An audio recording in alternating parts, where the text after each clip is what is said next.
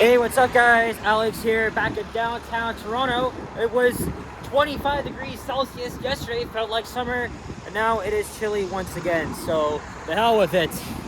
And it was also raining this morning, and luckily we have another break in the rain, but it's gonna continue. The only difference is it's gonna get worse. We're expecting about 20 to 40 millimeters of rain, so we're gonna be in for quite the rainstorm.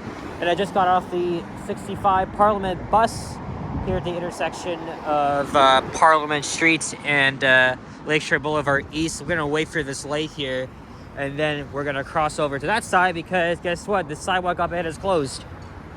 Not surprised. So just give me a moment here, and then we'll actually start the video. So we're here in the East Bayfront neighborhood, which is like the less used part of the waterfront, just because there's like no landmarks. So basically nobody really comes here except for our residents, because people actually live in these new developments. But anyway, for many years the East Waterfront has been undergoing a significant revitalization. This was formerly a huge industrial area, but it's coming to life. So look, we have this here as promoted by the City of Toronto. Oh yeah, by the way, today is Saturday, April 4th, 2026, and it's around 2:55 p.m. We're actually just after. So we're gonna walk on this this pathway here, reserved for cyclists. But this is a very exciting project I've been following for many years, and it was actually on last Monday, that the federal government, the provincial government, and the City of Toronto announced that there would be funding for the Waterfront Streetcar, although they branded as the Waterfront LRT. I just wanted to walk over here so I could show you guys everything. But the Waterfront Streetcar has been like years of consultation and design planning, and it's finally happening. And it's going to bring a huge link from downtown Toronto to Ucluelet, which will house hundreds of hundreds of acres of city-owned land, and it's going to include affordable housing and generating economic growth. So basically, if I can remember the stats correctly, as a 114 bus rolls by, like, this is such a huge deal for Waterfront Toronto, and the fact that we're getting pretty much a brand new sustainable community at the very east end of the waterfront, literally steps away from downtown. And this Waterfront Streetcar, like I said, it's going to generate economic growth. It's expected to carry 50,000 people daily. And of course, the streetcar is going to run from Union Station along Queens Quay East, and I think a connection to Distillery Loop, and then the other connection all the way to Ucluelet, east of Cherry Street on Commissioner Street. Oh look, there's an indoor golf club in here. I did not know that. Or actually, I mean, it just said now open, so. Yeah, I thought it would be raining right now, but the sun is out, so I should have brought my sunglasses in case. I didn't know it was going to be this bright, but you know what? This gives me an opportunity to make a walking video before the rain starts up. So if you want to learn more about the project, I'll leave a link in the description to the City of Toronto's waterfront page, as well as the information on the Waterfront Streetcar.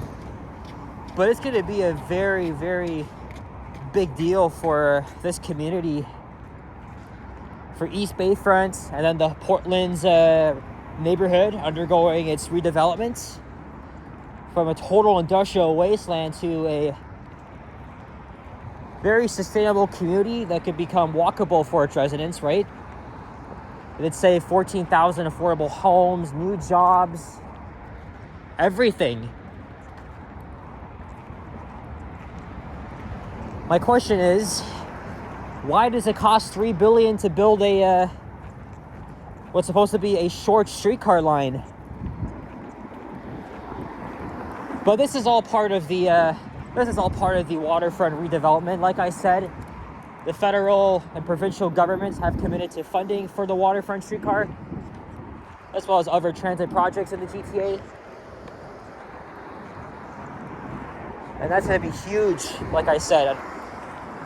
Now, I apologize if I'm not being too clear, but I'm just trying to remember the stats of everything.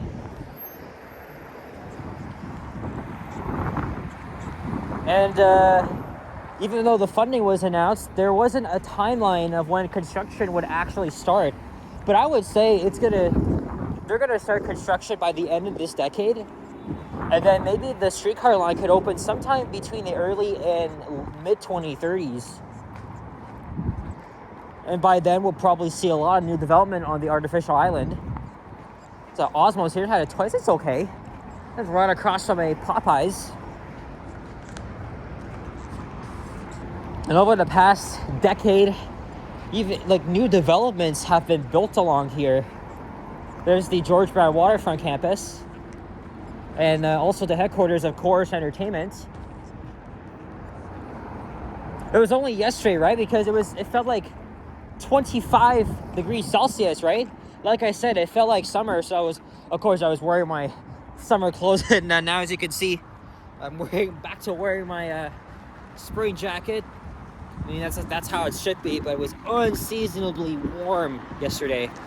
And the waterfront was just bustling, right? Because yesterday was Good Friday, which is a statutory holiday, so of course the weather would bring everybody out. I'm sure you guys might have seen that video already, but this is a completely different vibe to like the West Waterfront, because again, even though there's like little parks here and there, you know, it's just it's not often used by people. It's just the residents that live around here, even the students that commute here to the college. Let's take a little detour through here.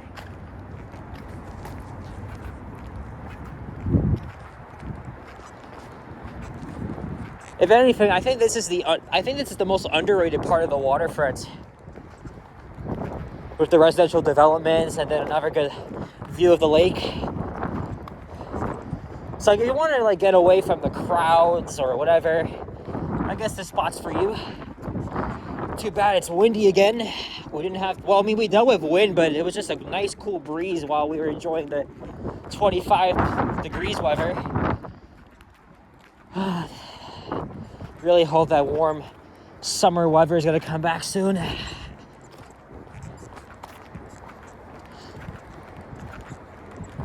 And there's the Hanlon's Point, or is it Ward's Island? Oh yeah, that's Ward's, never mind.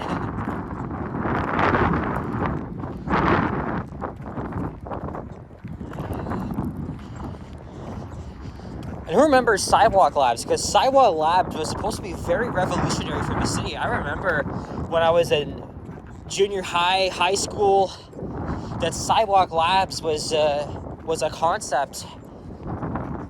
And it was like years of consultation and planning, because it involved using various sorts of technology, surveillance and data analysis, management. But it was canceled at the beginning of the pandemic in 2020 because of economic uncertainty. But there were also other concerns that were predating the pandemic, especially because of data breaches, privacy concerns, and people. I understand, right? People have a right to be concerned about their privacy. I mean, it looked very interesting, but I'm kind of glad that project's canceled, because I'm not sure if I want my data to be screened along this part of the waterfront. But they really wanted to put their name on the map and use like various technology forms, to improve the way of life and sustainability. And as you guys can see, looking to the east, there's the Portland's neighborhood. It's It's pretty cool. Okay, give me a second, guys. Sorry, guys, I have to respond to a text message. Again, really nice and quiet here compared to the West Waterfront.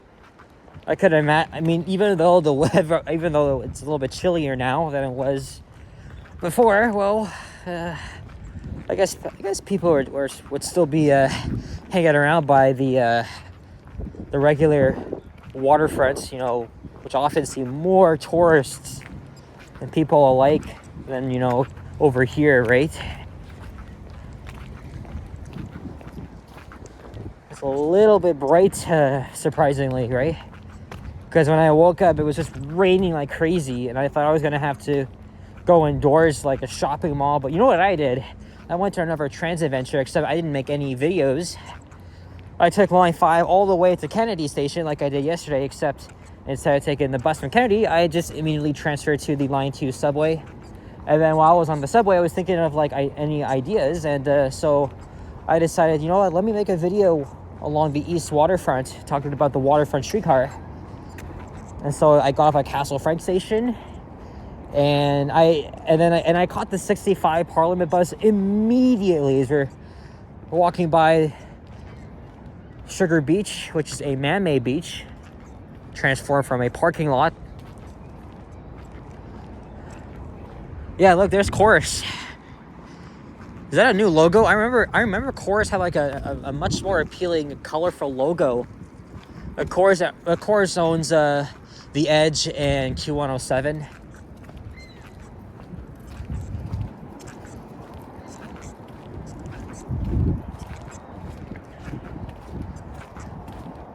But the timing was very perfect because, you know, I didn't even check to see when the next bus would depart. I immediately went up the stairs to the bus platform. Bus was right there, and as soon as I got in, the doors closed and we were on our way. So the timing was just impeccable. Because normally I'd be just checking the bus, but, you know, since this is almost like a last minute thing, I didn't even check. Otherwise, I would have to wait like 12 minutes for the next bus. And then for those of you that are probably older enough, like maybe you're a millennial or Gen X or Boomer, there used to be a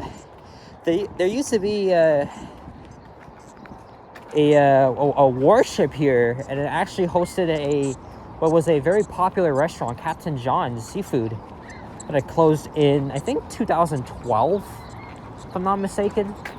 2012. Anyway, there's a Wikipedia page about that.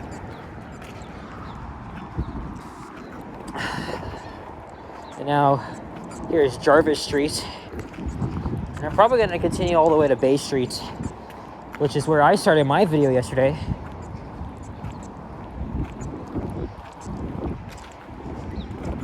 And I think after this, I'm gonna see where I can go next, because I didn't really want to go back downtown today since I was already here yesterday.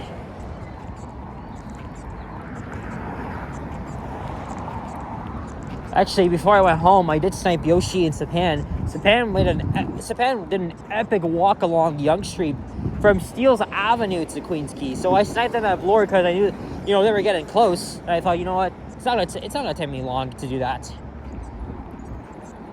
that was pretty cool. And then I actually heard Kyle, who was with Alicia. I think Yoshi eventually caught up with him. Yeah, Kyle got attacked by some fucking creep who took a picture of her. Fucking disgusting, by the way. And of course, you know, Kyle's protective of her. So because when Yoshi texted me, because I was home at the time and I wasn't even watching the stream. Like, Yoshi told me about it, so then I messaged Kyle. And while I wasn't on camera, I did go back on her stream and I saw everything that happened, and it's like, oh, that's so appalling. Well, not appalling, that's terrible. That's fucking terrible. Oh my god. People need to learn how to keep their fucking hands to themselves. Although I did say to Kyle, you know, I would also be protected. I would come to their defense. I want to kick that guy's fucking ass. But Kyle kept telling me that, you know, he shouldn't have said anything. And apparently he got hit right in the jaw. That's assault. I kind of remember when I was scared shitless because this is also why I don't record inside malls anymore. Guys, you may remember 4 years ago, I was recording at Square One, and these teenagers, I don't know how many of them, they were to kind of gang up on me, take my phone to see if they got them. They handed it back to me, and then they like smacked me on the head. So anyway, here's the old sugar factory here, the Rep Path. It's one of the few staples left of the original waterfront. There's the old Toronto Star building.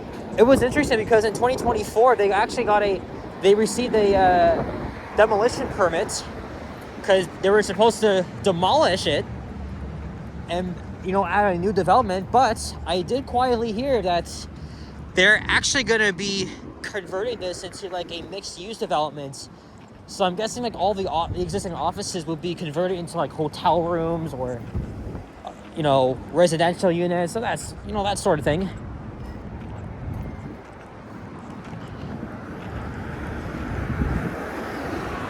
Sugar Wharf.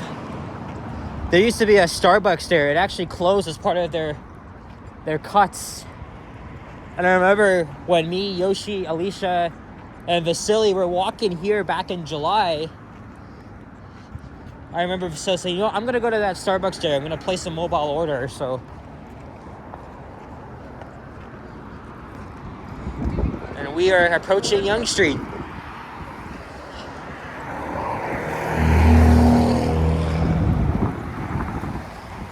Oh no, Yonge is that's not Yonge. That's after the lights here. And look, there's part of what's supposed to be the tallest skyscraper in the country. It's actually sisters with One Bloor West, which is already about as tall as it can ever be. So both skyscrapers are supposedly supposed to become they are set to become the tallest skyscrapers in Canada at over 110 stories. We have never had a super tall in the city before. And the CN Tower doesn't even count because it's not a skyscraper. It's just a radio tower with a observation deck.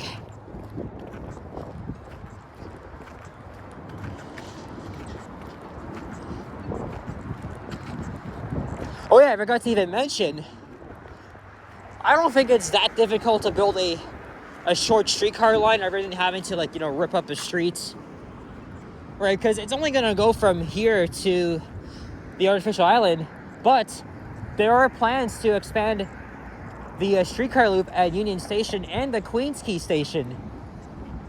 And I was looking at 5-year-old renderings of both stations, and I think they should definitely expand them because they need the capacity to hold as many as 3 or 4 streetcar lines, right? I mean, you got the 509 and 510, but what route number is gonna be part of the Waterfront Streetcar? There's the NBA Courtside Restaurant. Hey, they're playing a childhood song of mine, Teenage Dream by Katy Perry. That's a great song. Raptors won last night, hoping to avoid the play-in and maybe clinch the 5th and 6th seeds in the NBA playoffs. It's not going to be easy. There's going to be a first-round exit. There's Yonge Street. Sapan ended his stream here. I think it took him over 5-6 hours to walk all the way down here. I mean, this isn't even the first time somebody has done this. I know Henry did a couple years ago. And who else? T-Shots. This is the beginning and end of what was the world's longest street, according to the Guinness World Records, but I don't think that's no longer the case. This is where you can also catch the water taxis to get over to the island. It's expensive, but it's about it's less busier than taking the actual ferry. I actually did that on my last 2 visits to the island. And you can even get Greek food here too.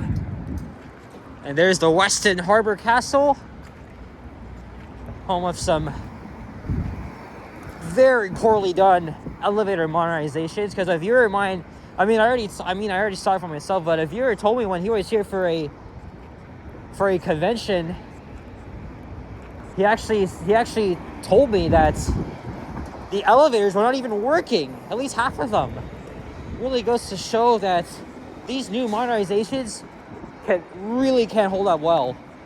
And they never should have wasted their freaking time or money to even modernize those Northerns into like freaking Schindlers. It's very pathetic. Oh, this is the first time I'm seeing the flags here. Now you got the Blue Jays flag and the Raptors flag. Where's the Maple Leafs flag? Oh yeah, they're not going to the playoffs this year. How poetic. Well, I'm not gonna stay downtown for long, because I was actually gonna take the 504B over to probably the Dufferin Gate, and then I'll take the 929 up and get some TTC videos in. And I'll see where I can go from there before the rain starts. Tomorrow is Easter. So I have plans with my family. And I know Johnny, Sapan are going to be at the beach's Easter parade.